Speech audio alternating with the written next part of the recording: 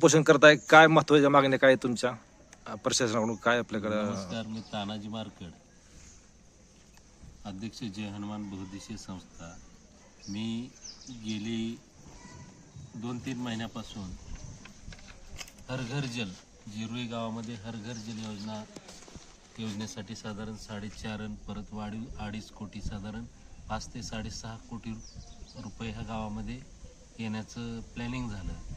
पण जी हर घर जल योजना आहे, योजना राबवताना स्थानिक नागरिकांना, ग्रामसभेला कोणाला विश्वासात न घेता ती वेगळ्या पद्धतीनं काम झालं आणि ते काम निकृष्ट, सगळ्या साहित्य निकृष्ट पद्धतीचं टोटली काम. आणि ज्या हर घर जल योजनेसाठी पंप घर आलं ते बांधले नाहीत. लोकांना साधारण बाबीर देवस्थानच्या यात्रा कमिटीच्या मीटिंगसाठी तालुक्याचे तहसीलदार दरवर्षी येतात.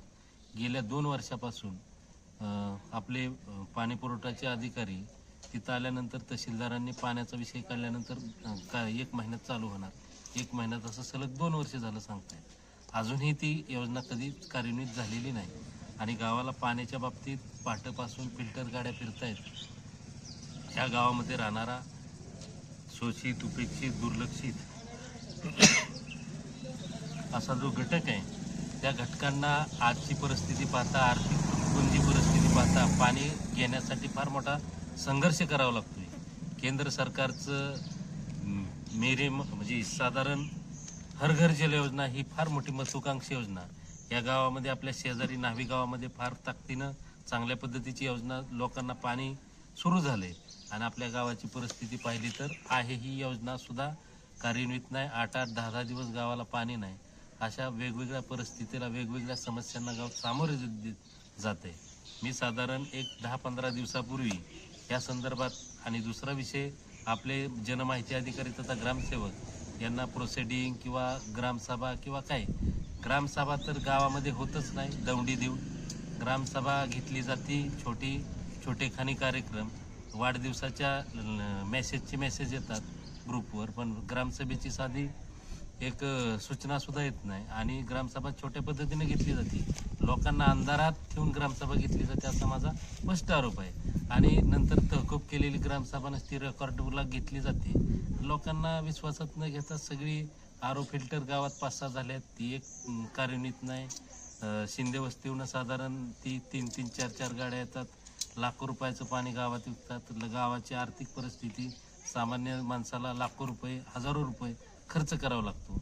तर ह्या केंद्र शासनाच्या एवढ्या आलेल्या लाखो रुपयाच्या योजना ह्या सबसेल फेल आहेत. आणि ग्रामपंचायत प्रशासन म्हणून लोकांना, नागरिकांना ज्या काही मूलभूत सुविधा देणं गरजेचं आहे, दिवाबत्ती, स्वच्छता, पाणी, आरोग्य, ह्या सगळ्याच गोष्टीकडे ग्रामपंचायतचं दुर्लक्ष आहे, असं आमचं मत आहे. तुमची प्रमुख मागणी काय आंदोलनातून? काय मागणी नेमकी? आम्ही जे ग्रामसेवकांना जो भौतिक आणि आर्थिक अहवाल मागितला आहे, तो अहवाल आम्हाला कळावा, जेणेकरून ह्या रुई गावासाठी राज्य सरकार, केंद्र सरकार किंवा पंचायत समिती, जिल्हा परिषदेच्या माध्यमातून आलेला ह्या गोरगरिबांसाठीचा निधी आणि त्याचा विनियोग कसा झाला हे आम्हाला लोकांपर्यंत सांगता येईल, लोकांना सांगता येईल, आणि त्यातून खरं खोटं ते आम्हाला स्पष्ट करता येईल. आणि दुसरी मागणी, हर घर जल योजना. हर घर जल योजना, ते योजना 6.5 कोटीच्या आसपास निधी आला, पण त्या योजनेचा आजही पाणी आलं नाही. हे पाणी ताबडतोब आलं पाहिजे. आणि जिथं कुठं भ्रष्टाचार झाला आहे त्याची स्वतंत्र समितीमार्फत चौकशी व्हावी आणि ती टोटली गावाच्या समोर यावं आणि दोषींवर कारवाई व्हावी, ही मुख्य मागणी आहे. आणि ह्या मागणीसाठी साधारण मागील 15 दिवसापासून राज्याचे माहिती आयोग, या माहिती आयोगाला आम्ही ही पोच दिलेली आहे. विभागीय आयुक्तांना प्रत्यक्ष भेटलो आहे. आयुक्त साहेबांनी फार चांगला आम्हाला सहकार्य केलं. त्यांनी जिल्हा परिषदेचे मुख्य कार्यकारी अधिकाऱ्यांना तात्काळ आमच्या समोर सूचना दिल्या. त्यानंतर जिल्हाधिकारी आपले जितेंद्र डुडी साहेब, त्यांना 3-4 महिन्यापूर्वी प्रत्यक्ष भेटून निवेदन दिलं ह्याच विषयी, पण त्यानंतर काही थोडी कारवाईच झाली नाही. आत्तासुद्धा आंदोलनाच्या संदर्भातलं पत्र डुडी साहेबांना दिलेलं आहे, जिल्हाधिकारी साहेबांना.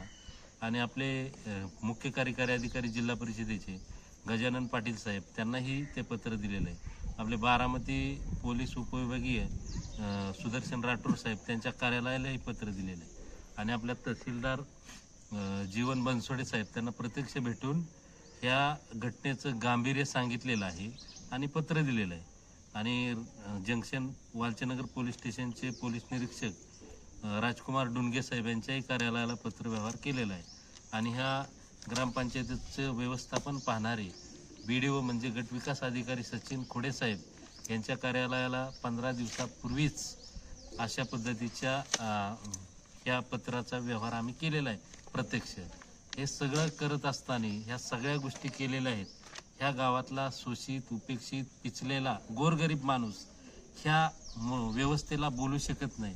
तो दबलाय, तो बोधरेशन खाली आहे, तो दबाव खाली आहे आणि तो पुढे येत नाही. म्हणून त्या शोषित उपेक्षित दुर्लक्षित माणसाचं न्याय हक्क ह्या समाजाच्या ह्या व्यवस्थेच्या पुढं मांडून त्यांना न्याय मिळवण्यासाठीचं आमचं उपोषण आहे. आज धर्मवीर छत्रपती संभाजी महाराजांची जयंती, त्यांच्या जयंतीच्या निमित्तानं पहिल्यांदा त्यांच्या पवित्र स्मृतीस विनम्र अभिवादन केलं.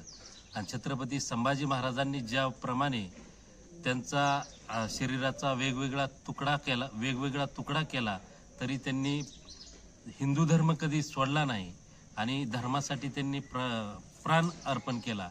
त्या पद्धतीनं आज त्यांच्या जयंतीदिनी हाच मनोदय केला आहे की या शोषित उपेक्षित दुर्लक्षित माणसाला जोपर्यंत न्याय मिळणार नाही, ह्या मुरदाड व्यवस्थेला जागा करून ह्या माणसांसाठी न्याय मिळेपर्यंत हा लढा चालू राहील.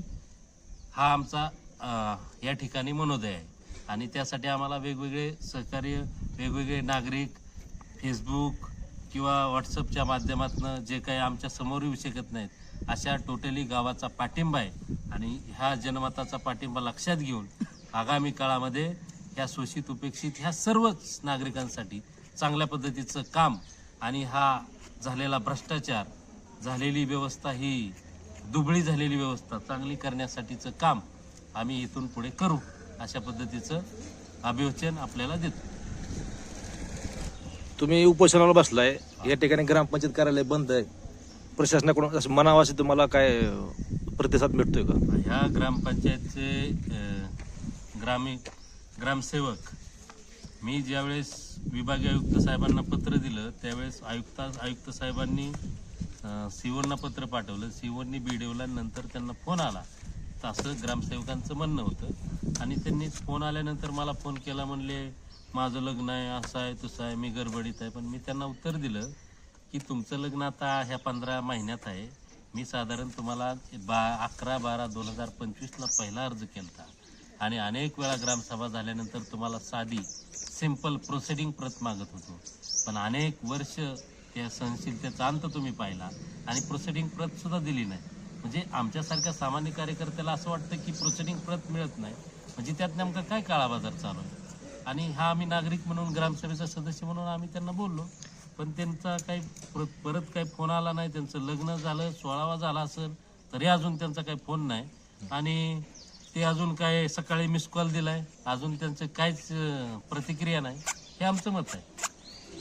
तुम्ही माहिती अधिकारात माहिती मागली, तुम्हाला काय उत्तर वगैरे लेखी भेटले का आतापर्यंत? एक उत्तर आपले सहाय्यक विस्तार अधिकारी पंचायत समितीचे त्यांनी आमच्या ह्या माहितीची दखल घेतली होती आणि संबंधित ग्रामसेवकांना तसं पत्र काढलं होतं. पण त्या पत्राला सुद्धा आपले ग्रामसेवक भाऊसाहेबांनी केराची टोपली दिली. त्या पंचायत समितीच्या आदेशाचा सुद्धा चुराटा केला आणि काहीच दिलं नाही आम्हाला.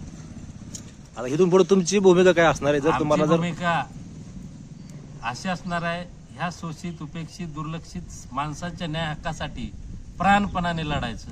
प्राण गेला तर बेहतर, पण माग हटणार नाही.